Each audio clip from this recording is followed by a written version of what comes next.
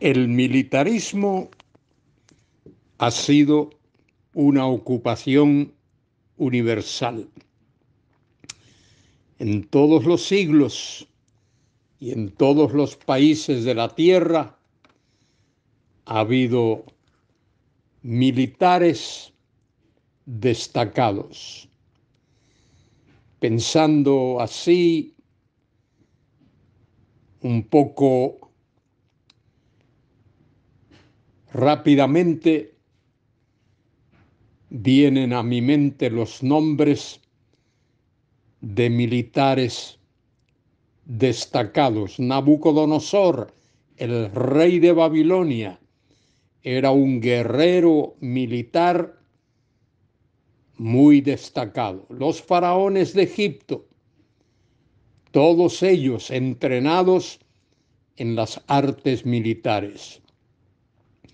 César Nerón, también un hombre que practicó las armas en el principio de su carrera. Antíoco Epífanes también fue un militar destacado. ¿Qué podríamos decir de otros hombres como los emperadores quechuas? Incluso el mismo Montezuma, quien gobernaba México cuando Hernán Cortés invadió ese territorio de América. Los emperadores quechuas, todos eran militares en un sentido. ¿Qué podríamos decir de Hitler, el alemán, de Mussolini, de Mao Zedong, de Perón, de Francisco Franco, Fidel Castro, el gran comandante cubano, o si no el gran comandante, el famoso comandante cubano, y otros muchos más que podríamos mencionar? En el mundo ha habido muchos hombres dedicados a las armas y los hay también hoy día, famosos generales de los ejércitos tanto de Rusia como de China, como de los Estados Unidos, al igual que de los países europeos. Soy Luis Carballosa. Hoy comento con vosotros en el capítulo 10 del libro del profeta Oseas, los versículos 7 al 11. Dice así el versículo 7: de Samaria fue cortado su rey. Los reyes, como he dicho, los reyes de la antigüedad eran militares, eran hombres entrenados en las armas. Pero el rey de Samaria fue cortado. Samaria, de paso, había sido fundada por Omri, un famoso, destacado personaje del Antiguo Testamento. Y Omri fue el fundador de la ciudad de Samaria y su primer rey. Dice: como espuma sobre la superficie de las aguas, y los lugares altos de Avén. Avén es una palabrita que significa iniquidad, serán destruidos. Ejércitos comandados por destacados militares destruirían a Avén, ciudad de iniquidad. El pecado de Israel. Todo eso debido al pecado de Israel. ¿Cuál era el pecado de Israel? la idolatría. Israel se había contaminado con los pueblos de la antigüedad, con sus pueblos vecinos, e Israel se había convertido en un pueblo idólatra. Crecerá sobre sus altares espino y cardo, allí donde adoraban sus ídolos, los Baales. Baal, la palabra Baal significa Señor. Cada pueblo, cada nación tenía su Baal, su Señor, e Israel se implicó en la adoración a los Baales.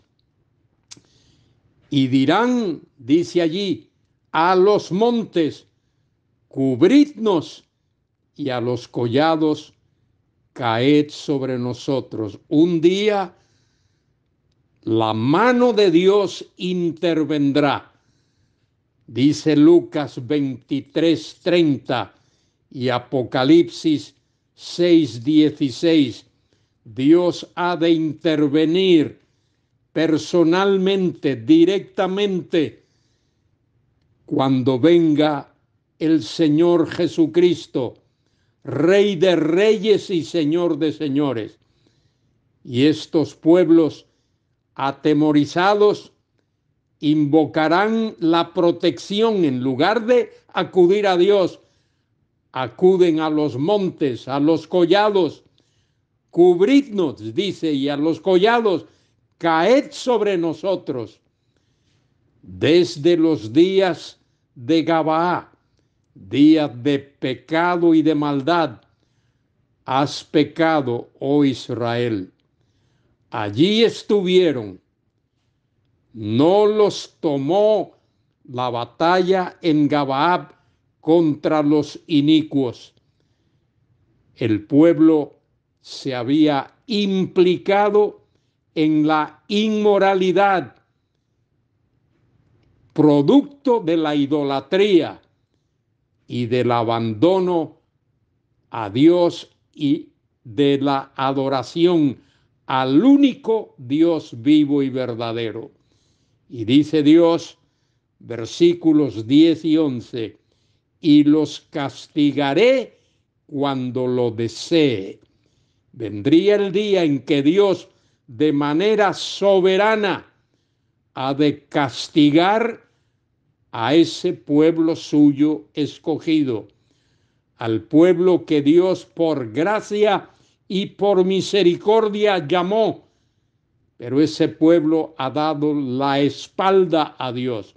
Los castigaré cuando lo desee, y pueblos se juntarán sobre ellos cuando sean atados por su doble crimen, por haber abandonado a Dios, por haberse entregado a la idolatría y a la inmoralidad.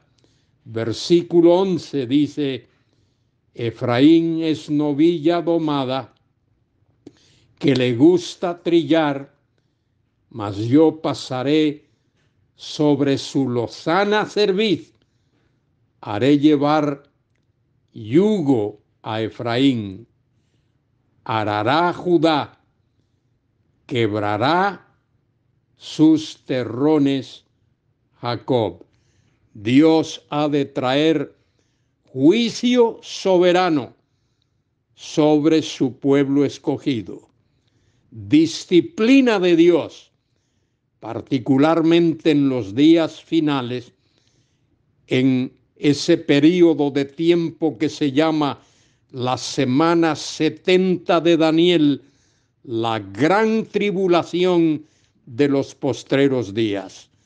Hermano, hermana, alcemos nuestros ojos al cielo, alcemos nuestros brazos al cielo y clamemos la misericordia del único Dios vivo y verdadero.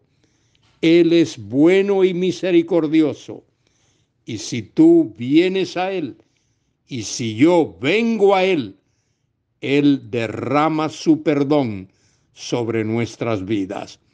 Que Dios te bendiga en este día y que rindas tu vida totalmente a Él. Amén y amén.